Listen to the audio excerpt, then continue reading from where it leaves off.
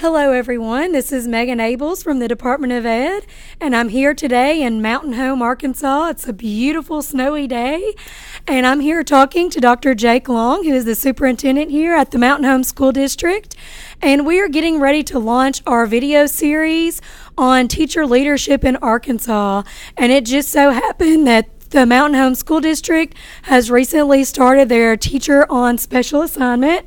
I don't want to call it a program, but it's something they're doing here to really utilize their teacher leaders. So we're going to do this in a 4 or 5 part series and roll out to you any information you may need in your district or your school to utilize teacher leaders how they are here at Mountain Home. So thank you for being here with us today. Thank you for coming and visiting us. So let's start from the beginning. I know you had heard about teacher leader in this type of program, and what is it that you call your teacher leaders, and what does it stand for? Let's start there so everyone understands the language. Sure. We use the acronym of TOSA, and that's Teacher on Special Assignment. Okay. All right. So they have TOSAs. So if you hear the word TOSA, Teacher on Special Assignment. So let's go back to the beginning. You heard that they were doing this in Springdale. And as the superintendent, you thought this is something we should try to do here in our district to help grow students and improve achievement. So step 1, what did you do to start this? And then what was your intention, your goal of using this program? Our first steps were to utilize our resources that we have within the district and utilize our staff. And so we initially posted for a STEM and a literacy TOSA. And our goals with that was to create support for our teachers while also helping us with some of our alignment issues that we were having within the district. We knew about the TOSA structure from Springdale, and it was brought up that this would be a good possible solution to help with our literacy development. So you post these positions. What does that look like? How did you describe what these positions would be doing? And then what did the process look like of you selecting those people to be in these positions? Sure. We originally posted for a literacy TOSA and then also a STEM TOSA.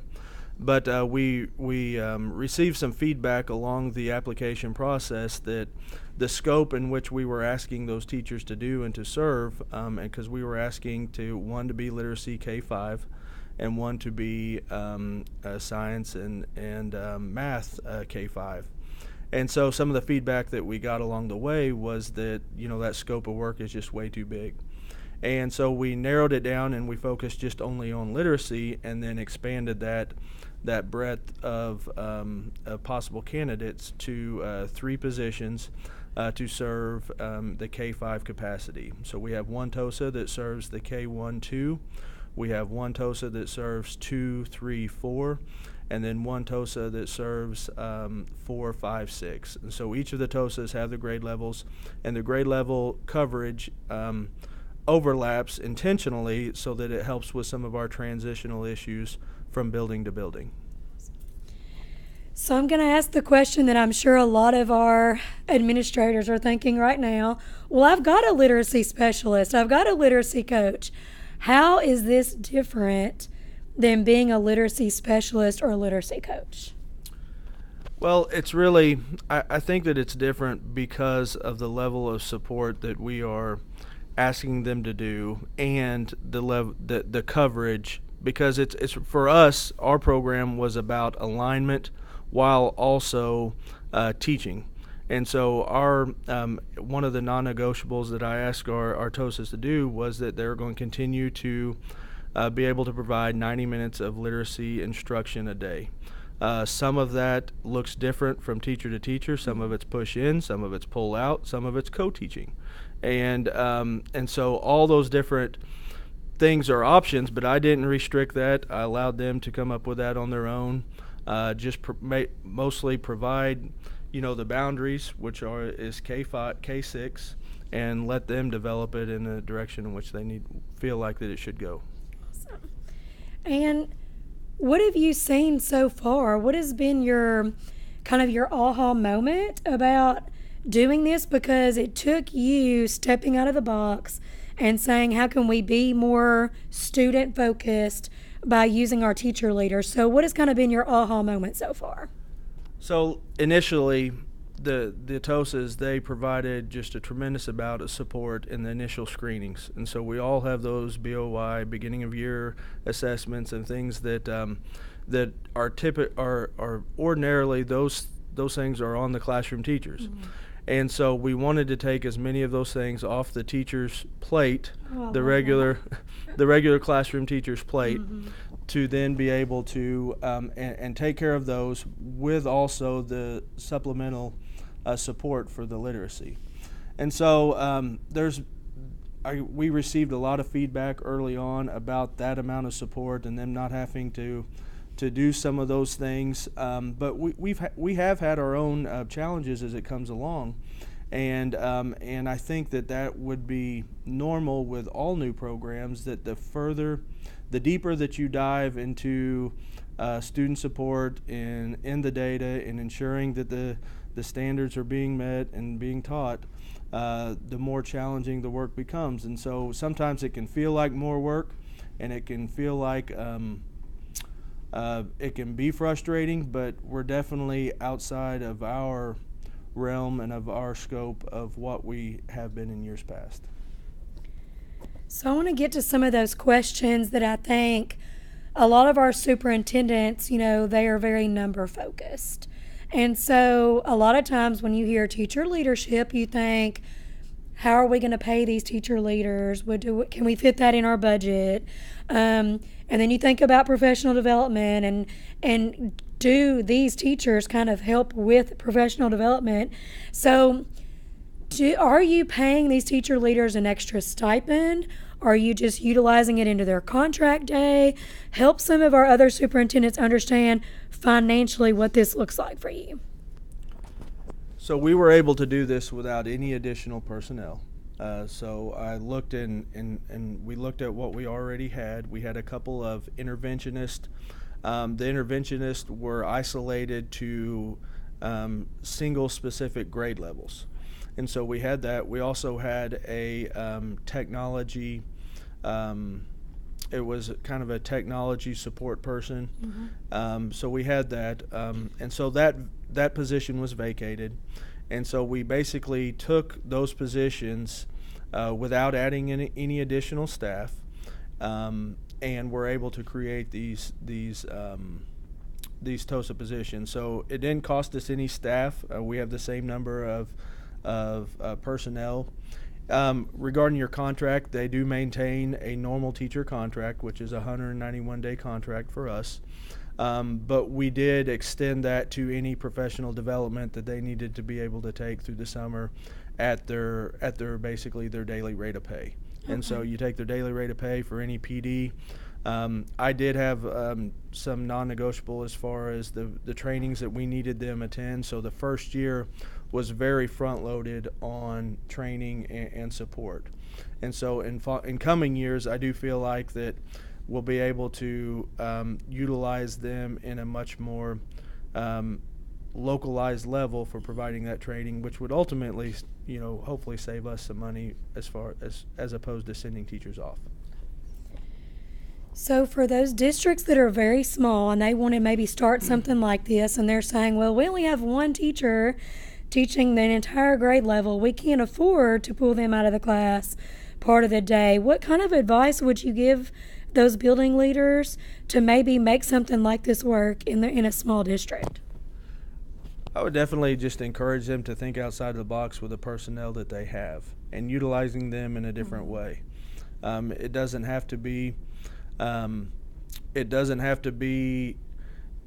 you might have a bubble or a dip in your student enrollment to where it allows you to only need one teacher at one specific grade level. And so just look at the staff that you have. How can you repurpose the staff to support what your overall goals are? So when you came to your district and you said, here's what I want to do, we want to try this, teacher on assignment method, what kind of buy-in did you have from the teachers, and what do you feel like maybe some of the concerns were, Was there oh, well, she's going to be the lead teacher and I'm not? Were there any issues with that you could see, and kind of walk us through that? I'm sure those issues existed. Initially, there was quite a bit of support for it because it was presented, and it still is. The goal is to allow us to dive deeper into our instruction, dive deeper into our interventions to greater support our kids. And really that's a common goal in which all teachers are want to get behind. And so that we did have, I'm sure there was more questions than resistance early on, but our staff were very supportive of the idea to, let's take this to the next level. I think back to those first year teachers, even 1 through year 4 teachers, who something like this could be tremendous. Because we know a lot of times those new teachers in the first 4 to 5 years and before that, they leave because of the lack of support. And to have a teacher that can come in and co-teach with them or help them with instruction or even just the daily grind and what's involved in being a teacher, I can just see where this would be a tremendous support in probably your retention for your teachers moving forward. Because I know you said that y'all have been doing this, you started in August. So this is something new for your school and for your teachers, and it'll be exciting to see what your data shows on the back end with your kids. Teacher leadership is really taking a forefront right now in Arkansas.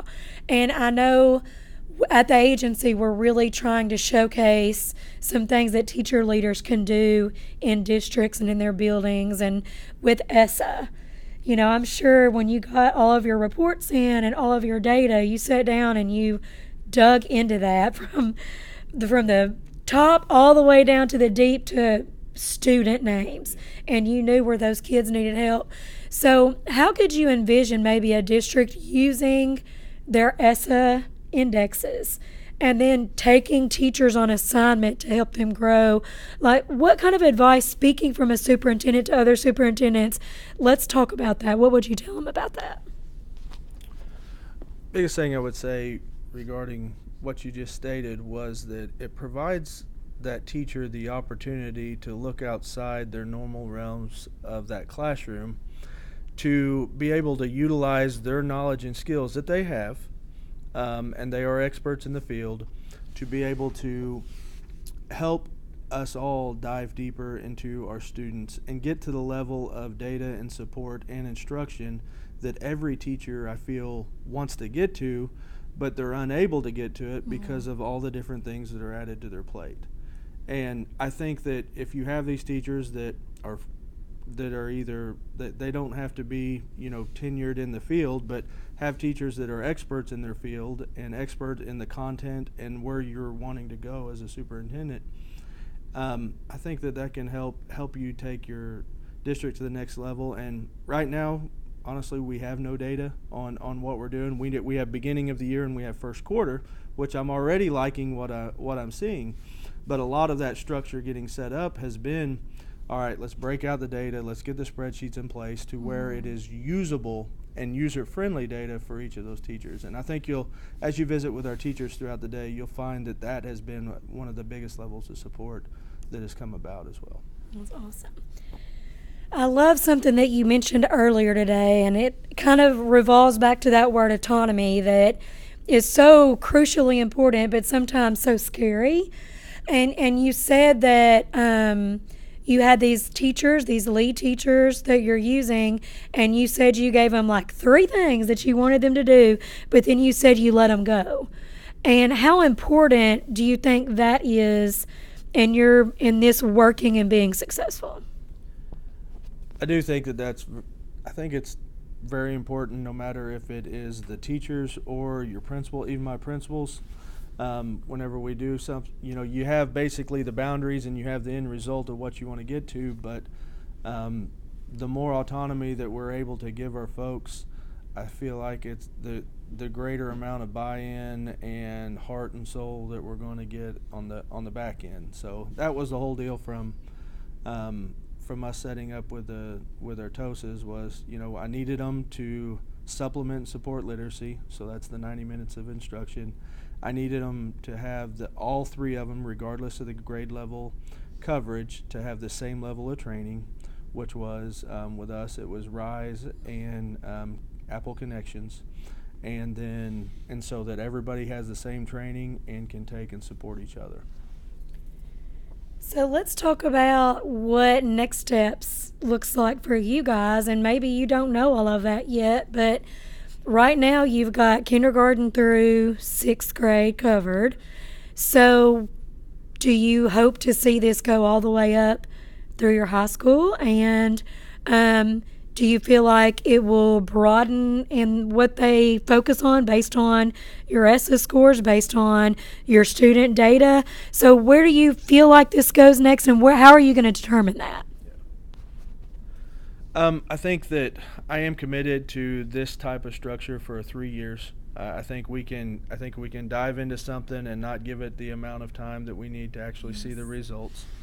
And so I'm committed to this for 3 years.